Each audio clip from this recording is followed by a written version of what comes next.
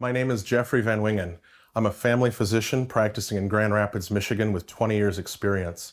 The point of this video is to help you shop safer and get takeout food safer during the stay-at-home shutdown due to the coronavirus pandemic. Today is March 24th, and we've been in this for about a week here, and things are just starting to get serious. I'm a healthcare provider under a lot of stress. Please be nice in your comments.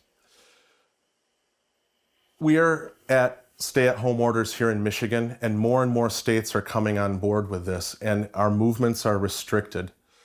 Italy went on a stay-at-home order on March 10th, and despite that, they posted their greatest death toll on March 20th.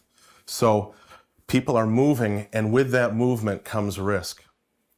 We have a dilemma in society that we need to eat to live, but we also need to get that food. And that getting of food is now risky. And I'm going to help you reduce your risk as you go out into the marketplace.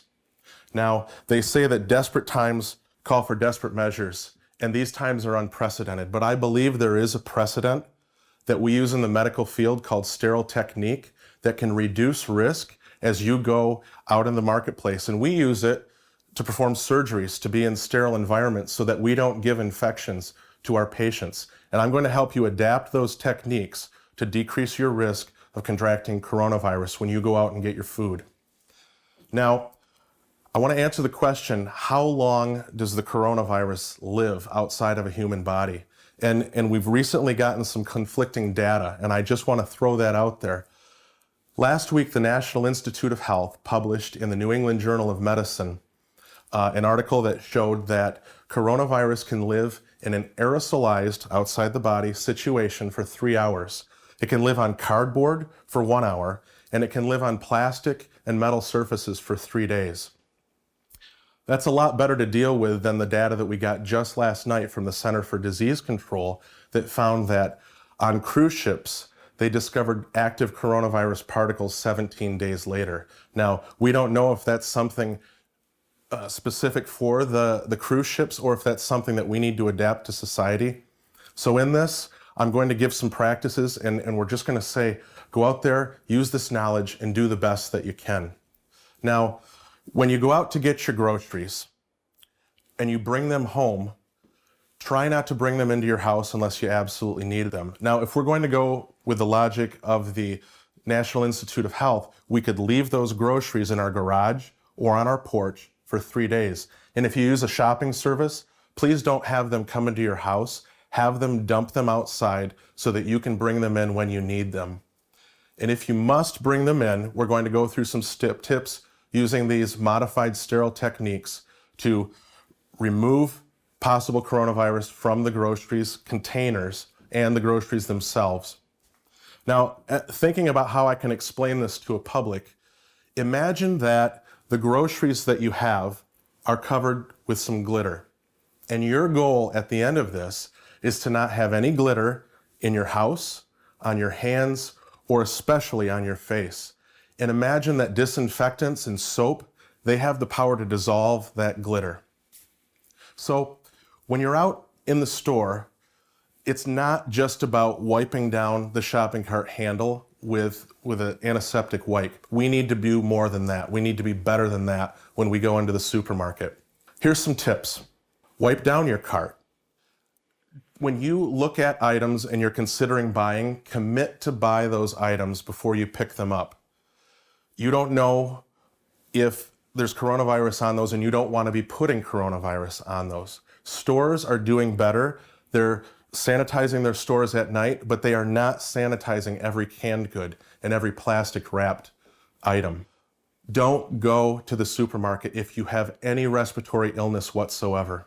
Furthermore, don't allow your loved ones over the age of 60 to go to the supermarket. We need to take care of our elders in these times, and we can bring groceries to them after we've ensured that they're safe. Plan before you go to the supermarket. Minimize your time in the supermarket. And I recommend that you get 2 weeks worth of groceries when you go. Now, before I go outdoors and get my groceries to bring them inside, I'm going to sanitize my table. I'm just going to use a standard disinfectant. And on that note, the Center for Disease Control says that we can use any standard disinfectant to rid our surfaces of coronavirus. I'm going to saturate this so that when I come to it and go back to it, I'm going to consider this as clean. Now this side of the table is going to be my clean side. And we're going to consider the other side of the table as a dirty side where we're going to put our groceries from outside the house.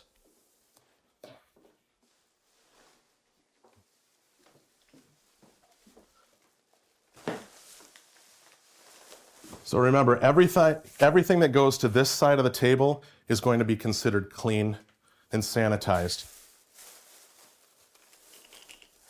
Now I have a bag with some medicine in it. I'm going to open that bag, but because I know that human hands have touched this medication bottle in less than 72 hours, I'm going to wipe that down. I'm going to place it on the clean side. But this box of cereal is a different story. It's a box that has cardboard, so we know that coronavirus can likely live on this surface for 24 hours. But on the inside, no human hands have touched this for more than a few days, so I can just dump that and I can get rid of the box. Now with this broccoli, I've got a couple different options. I could have somebody open my refrigerator, open the crisper, open the bag, and dump it right in the crisper, or I could just sanitize it. Now, I've got to bring some groceries to my parents. They're in their mid-70s, and I'm going to be dropping those off later today. So I'm going to grab this bag, put it on the clean surface, and I'm going to just dump their groceries into this bag. Now, I'm a big fan of cloth bags, but I don't think now was the time for me to take my cloth bags and increase risk. But if you must, after you're done with those cloth bags, consider them dirty and make sure that they go outside.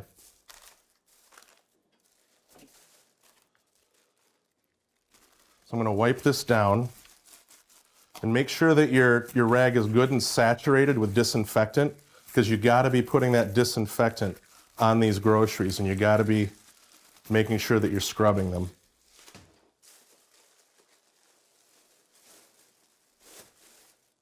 Now, one other thing that I could do with certain items, such as this bread, is I can use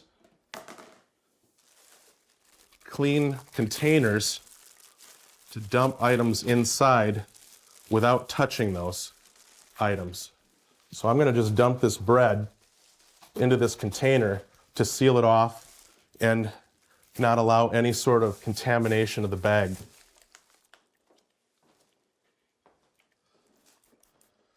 More hardy plastic things that you're not worried about disinfecting more liberally, you can actually spray the disinfectant right on those items.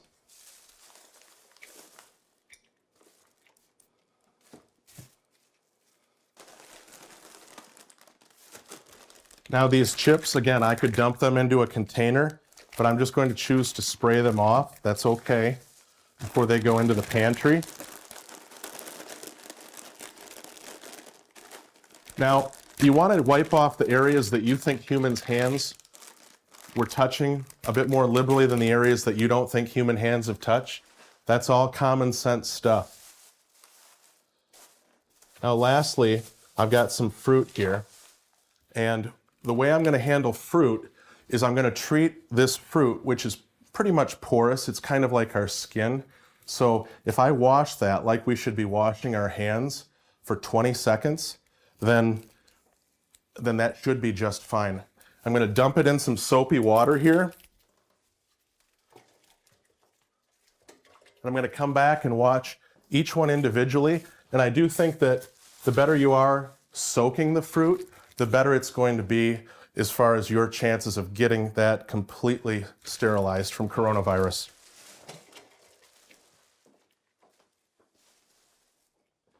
Now let's take care of this fruit. According to the Center for Disease Control, we should wash our hands with soap, getting lots of friction for about 20 seconds. So for video purposes, I'm going to be a little quicker here, but we should be spending ideally 20 seconds on each piece of fruit, just washing and scrubbing. I know all this seems like it's time consuming, but these days, in truth, people do have a bit more time on their hands. Let's be methodical and be safe and not take any chances. What I'm going to do is just rinse it off, try to get all the soap off it. And then we're good to go. Now let's talk about takeout. Okay, so I've just returned from foraging for some food. I have a clean table all around, some clean plates, and my goal, since I don't know the situation inside of the fast food restaurant, is to get this food over to here in a clean way and then get this cleaned off and get it outside the house. So to do that, I'm going to wash my hands here.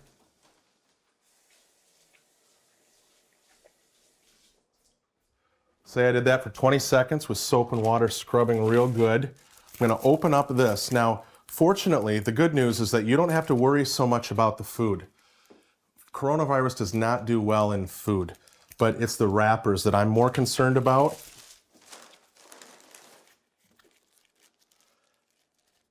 And I know you're asking, can I microwave this? And the answer to that is absolutely yes, you can. Now, I'm not talking about the novel COVID-19 coronavirus. I'm referring to some other coronavirus species, and studies showed that even just a little bit of microwaving takes care of the coronavirus. In addition, heat destabilizes the coronavirus as well. The downside is that on the other side with frozen foods, you're not going to do so well.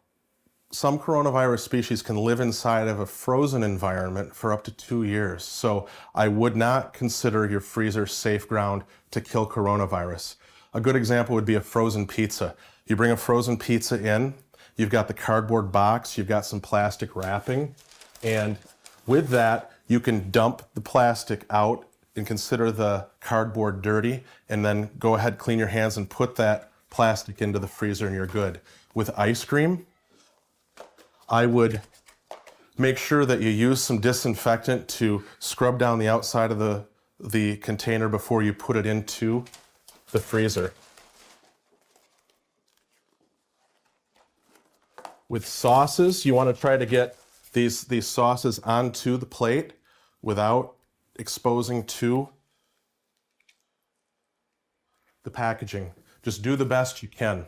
Now, what I'll do is I'll throw these in the microwave before I start to eat them. I'm going to try to get them hot so I see some steam coming off them. When you do choose food at a takeout restaurant, I think now's the time to choose more hot goods over cold goods. And that's it. I'm going to ask you to share this video. It's not about popularity. It's about getting the word out with education. In these unprecedented times, safety out in the marketplace can literally save lives.